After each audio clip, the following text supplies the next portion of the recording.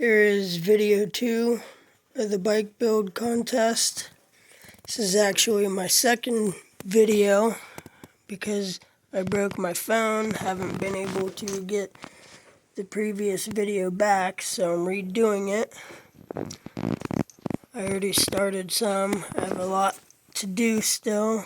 Gotta tear the motor down, clean it up, rebuild it, tear the wheels down. Here are some of the parts. A lot of them will need replaced. Clean up what we can. I wanted to do some powder coating, but I got to a point where I didn't think I was going to even make the deadline. So I started a little bit of assembly. Tore down the forks. I'm going to rebuild the forks. Start on the engine. Tear down the wheels for the new rims. And hopefully with the new deadline we can get it finished in time. Thank you.